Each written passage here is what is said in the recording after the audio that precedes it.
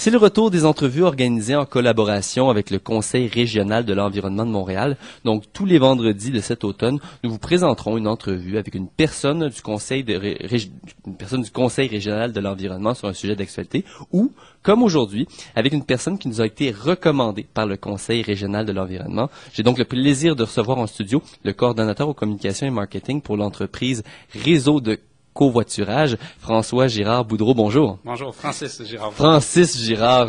Francis Girard-Boudreau. Donc, pour commencer, qu'est-ce que vous faites au réseau de covoiturage? En fait, nous, on est une entreprise qui est spécialisée dans la mise en place d'outils pour, en fait, la mise en place de programmes de covoiturage au sein des entreprises, des municipalités et des institutions scolaires.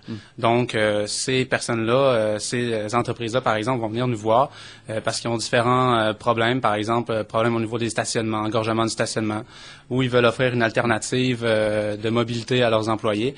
Et puis, nous, on a développé un outil. Alors, c'est un outil qui est accessible sur le web en tout temps, donc www.covoiturage.ca. Et qui est gratuit à n'importe qui.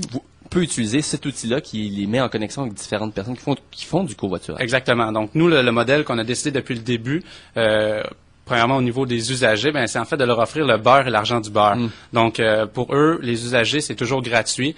Donc, ils peuvent aller sur le site. Il n'y a pas besoin d'être membre d'un de nos partenaires. Ils peuvent utiliser en tout temps. Et puis, c'est en fait leur employeur ou leur université, par exemple, qui va adhérer au programme pour pouvoir aussi leur offrir. Et donc, vous faites votre argent grâce aux entreprises, aux municipalités qui décident d'adhérer à vos programmes. Exactement. Donc, la formule, c'est vraiment une implication de la part de ces partenaires-là pour pouvoir, en fait, faire vivre le réseau. J'aimerais vous faire réagir. Il y a eu un article daté du 1er septembre dernier sur le site de Canoë où il est mentionné que le ministère des Transports du Québec a coupé dans le budget de promotion du covoiturage. Est-ce que ça vous touche, vous, au réseau de covoiturage, cette coupure-là? Mais en fait, ce qu'il faut comprendre, c'est que ces subventions-là étaient utiles pour des organisations qui vivaient donc de subventions. Alors, c'est principalement ce qu'on appelle les centres de gestion de déplacement qui, eux, étaient spécialisés, en fait, pour aller faire des diagnostics chez les employeurs. Donc, pour eux, oui, il y a un impact, mais pour nous, on n'a jamais vécu de subvention. Et puis, au niveau des centres de gestion de déplacement, ils étaient plutôt, disons, ils faisaient les diagnostics, mais ça allait pas plus loin de mettre en place les démarches. Donc, nous, on met en place toutes les solutions et on peut faire aussi le diagnostic, disons, de façon interactive avec l'outil qu'on a développé. Donc, vous n'avez pas vu de conséquences à cette coupure-là de ce budget de promotion du covoiturage? Absolument pas. Puis, en fait, dans les médias aussi, souvent, on entendait il n'y a plus de solution pour les employeurs maintenant qu'il y a eu une coupe dans ces subventions-là. Mais en fait, c'est pas vrai. Il y a des entreprises comme nous, en fait, le réseau de covoiturage, là, qui a pas mal un modèle particulier, en fait, unique. Et puis, les solutions existent encore là, pour tous les employeurs. On va parler de covoiturage plus concrètement. Par exemple, il y a eu toute une saga autour de la circulation cet été à cause des problèmes de circulation, l'autoroute Ville-Marie, le pont Mercier, le pont Champlain. Bon, par exemple, en août dernier, la semaine du 22 août, le ministère des Transports a décidé d'ouvrir une voie réservée sur le pont de l'autoroute 25. Ça, c'est tout nouveau. Est-ce que vous avez eu des gens dans votre organisme, dans votre entreprise, qui ont commencé à faire du covoiturage grâce à cette voie réservée-là, par exemple? Ben c'est sûr que au niveau, par exemple, des motivations qui vont pousser les gens à en faire, ben il y a l'économie de temps qui entre en ligne de compte. Donc les voies réservées. Donc oui, lorsqu'il y a des gens qui sont toujours dans le trafic, et puis là tout d'un coup il y a une voie réservée qui vient d'apparaître sur l'autoroute, ben là ils se disent au lieu que ça me prenne 45 minutes dans le trafic, ben ça va peut-être m'en prendre 20 minutes sur la voie réservée, puis ça va se faire de belle façon là.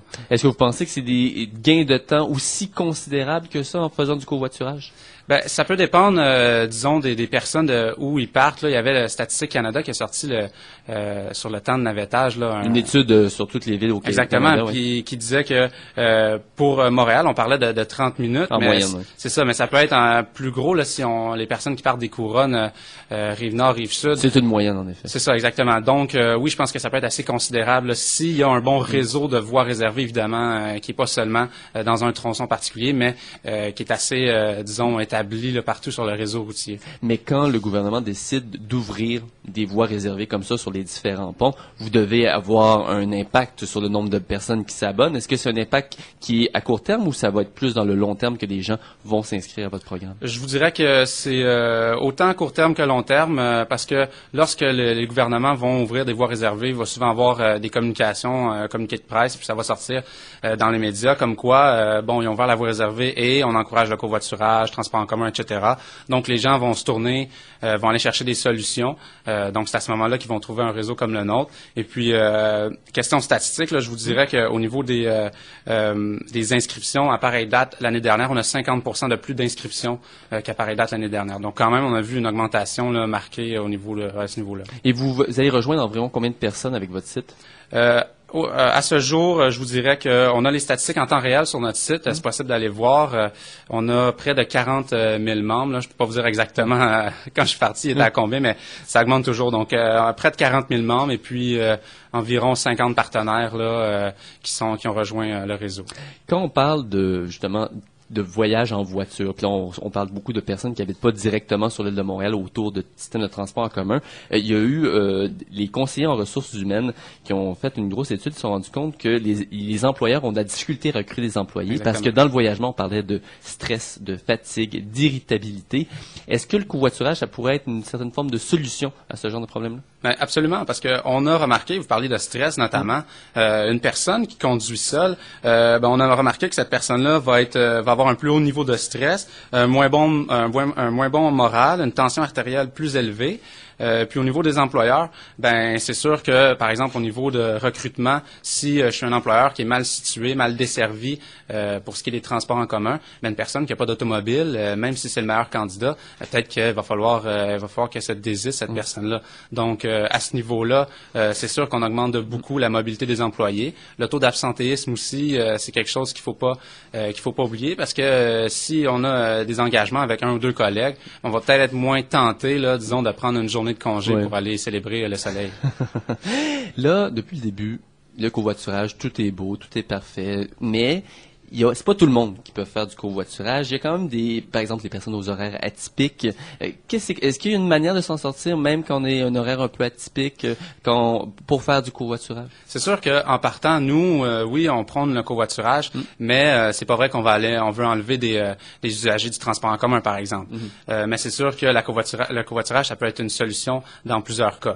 Maintenant, pour ce qui est des obstacles à faire le covoiturage, en fait, avec notre outil, c'est possible de mettre des trajets pour chaque jour, pour chaque horaire. Donc, on peut dire, par exemple, pour l'Université Laval, qui est partenaire. Donc, ces étudiants-là, évidemment, les étudiants, ils ont des horaires atypiques. Donc, le lundi, je pars à 9 heures. Le mardi, je pars à midi, par exemple. Donc, c'est possible de raffiner vraiment le trajet à ce niveau-là. Est-ce que c'est possible aussi, par exemple, de juste faire l'aller et ne pas faire le retour avec la même personne? Absolument. En fait, lorsqu'on va entrer un trajet sur l'outil, il va vraiment diviser en deux segments. Donc, l'aller et le retour pour trouver des partenaires. Ça peut être la même personne, mais ça peut être deux personnes différentes. Puis au niveau de la flexibilité là qu'on parlait tantôt, il y a une mesure qu'on suggère souvent aux partenaires, qui est le retour garanti.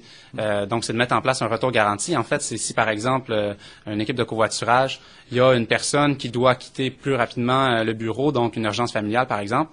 Et l'autre personne, là, elle a perdu son équipe de covoiturage. Qu'est-ce qu'elle fait?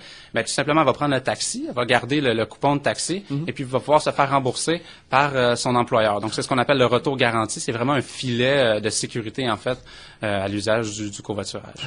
Mais Francis Girard Boudreau, merci d'avoir répondu à nos questions ce midi. Donc, peut-être rappeler le site Internet et on le rappelle, un service qui est gratuit à toutes les personnes qui veulent y participer. Pas besoin de faire partie d'une entreprise participante ou d'une institution. Donc, le site Internet, voici. Exactement. Donc, c'est au www.covoiturage.ca. Et puis, au niveau des employeurs, institutions scolaires, municipalités, encore une fois, les numéros de téléphone sont sur notre site. Vous pouvez aller voir pour augmenter la mobilité de vos clientèles respectives, en fait. Donc, appelez-nous et puis on a les solutions pour vous.